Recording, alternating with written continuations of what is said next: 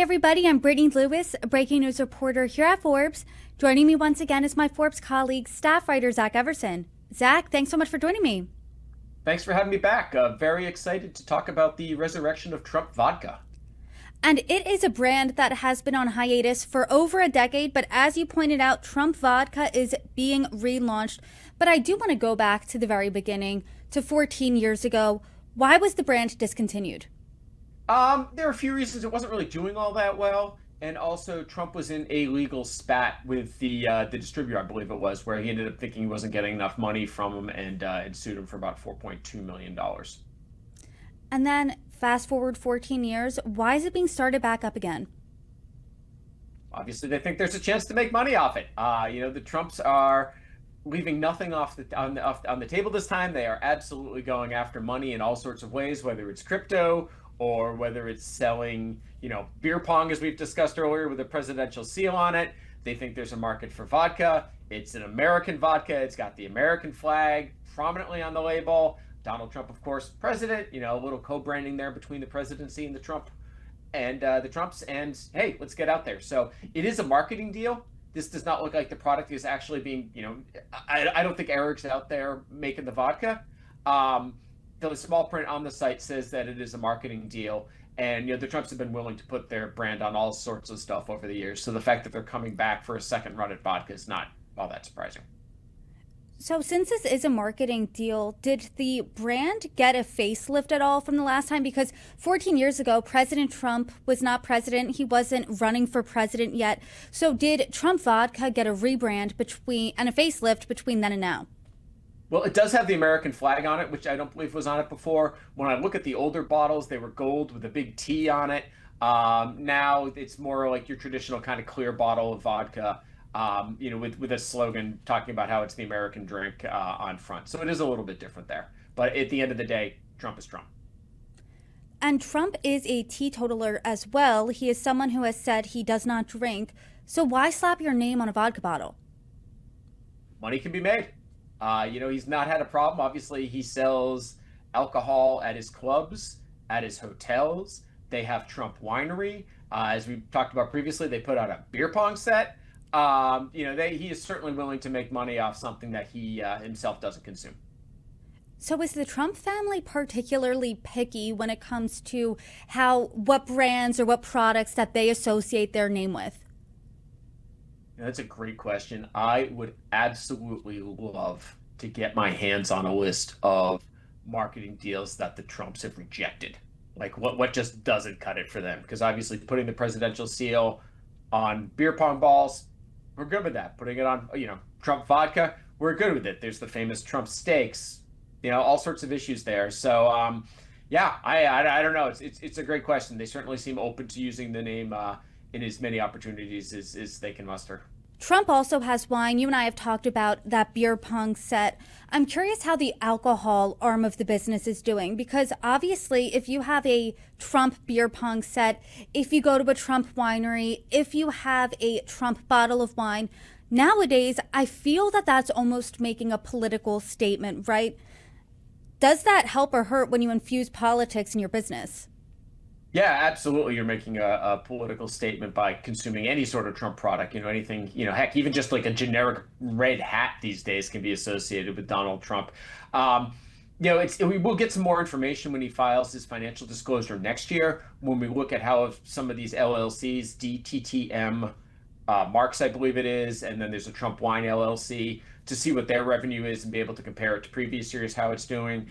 The makeup of the wineries is pretty interesting because I believe it's kind of split between him and Eric Trump, where all the land, I believe, is owned by Donald Trump. So, we'll have to see how it's doing. As we've talked about earlier, it worked its way into new markets, into Coast Guard exchanges that were carrying Trump wine and Trump cider. So, be interesting to see if there's any more evidence of that, if that sort of co-opting of government stores is a good revenue stream from him. We'll see if there are more examples of that out there, and we'll see next year how the finances worked out for him. Let's talk about those finances. I know that this is only available for pre-order right now, but is the president himself profiting off of that? We don't know how the marketing deal is set up for that. It could certainly be something where he's just like, okay, you're paying X amount to use his name. And whatever it sells, or it could be some sort of deal where they're paying a certain amount to use his name and then he gets a cut of the profits. So we don't really know that. There's a little bit more of a mystery here in that the company it's licensed the trademarks to is called 47 Spirits LLC. Don't know much about that company other than it's registered in Delaware or in May. Shortly after it registered, two companies with similar names also registered in Delaware, and the naming pattern follows a structure that is very similar to how Donald Trump has structured his businesses. So I am, really interested to see on that financial disclosure next year to find out if he has any direct stake in 47 Spirits LLC. And as of now, the vodka is only available for pre-orders, but there's another Trump product that you pointed out in your reporting that reportedly has not yet made it out of that pre-order phase. Talk to us about that. Yeah, Trump Mobile, the phone that was going to be made in America, and then they scrubbed Made in America off the website. That has been available for pre-order for quite some time now, and The Verge has done a great job of covering that. They are still waiting for their pre-ordered phone. It has not arrived yet. So, if you're going to pre-order some Trump vodka, you may want to just hold back because, the holidays aren't all that much fun when you're just kind of pre-drinking. You actually want to be drinking your beverage over the holidays. So, might be worth waiting to see when this actually comes on the market. And has the Trump organization or the Trump administration responded when I'm assuming you reached out to them about the resurrection of Trump vodka? Yeah, my colleague Kirk, who co-wrote this article with me, reached out to the White House. They referred inquiries to the Trump organization, which is what they would usually do. The Trump organization and the contact through that was listed on the Spirits website didn't respond to us at all in that manner. It obviously didn't respond to us at all. And you've said this in your reporting before, and you have said it plenty of times in our conversations. Any restraint Trump showed in profiting off the presidency during his first term has vanished in his second. Do you think that this story proves that point? Oh, it helps. I mean, it's a data point that helps show this.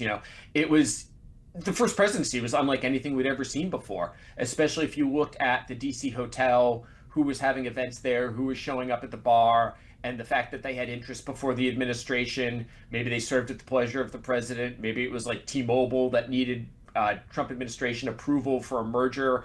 You're seeing all sorts of stuff there, but you weren't seeing like the blatant co-opting of it there. One of my favorite examples was a bar of soap that they were selling at the gift shop at Trump Hotel and also at online, where it was a set of soaps and one of them had the White House on it. And after I reported this, and I wasn't with Forbes at the time, it was just a Substack newsletter. I reported it, it got picked up. They walked it back. Like they took that wrapper off the bar of soap. So if you were buying the soap set, the center bar wouldn't even have a wrapper. TrumpStore.com wasn't even around at the beginning of his first term. And then when they did start bringing it back, it was more golf stuff. Like it didn't have anything dealing with the presidency. And now, he's got a whole line, 45, 47 line. Kamala Harris hadn't even conceded yet, and they were already pushing out new presidential merch. So there's absolutely a willingness. We've talked repeatedly about the presidential seal, that during the first term, ProPublica and WNYC got a report that one of his golf courses was looking at putting markers out there with the presidential seal. Those outlets reached out to the Trump organization. Trump org said, oh, that was just gifts from, overzealous supporters. We're not putting them out there. And there were no other sightings of that until Trump was out of office 2021. And now, since then, we've seen the presidential seal in use at, I think it's 5 or 6 golf clubs. He's putting it on beer pong balls. They are very willing to co-opt the presidency. I think because there were no repercussions last time. They kind of got away with a little bit. Nothing happened. So, hey, why not do more? And when you ask them about this, and by them I mean the White House, the Trump administration, have they responded as to the difference between what you've seen in the first term of Trump versus now? They will point out accurately that conflict of interest laws do not apply to the president and the vice president in the way that they apply to other members of the government. That is correct. So, just because something's legal, it doesn't mean it's necessarily ethical. We certainly haven't seen anything like this done before. So that is typically their response. They'll also point out that Donald Trump is his businesses are in a trust, and they will say, it's in a trust. It's managed by his children. That's window dressing. The trust is revocable. He can get money out of it at any time. He is the sole donor to the trust. He is the sole beneficiary of the trust. The trustee is named Donald Trump Jr. And in a filing that my colleague Dan Alexander caught recently in the UK, that the Trump organization listed Donald Trump as still having authority over his businesses while he's president. So the fact that this is in this sort of trust really is meaningless. I mean, these are Donald Trump's businesses just the same. Well, Zach, per usual, I always appreciate our conversations. Thanks for coming on. Thanks for having me back. Look forward to finding another Trump product to discuss soon.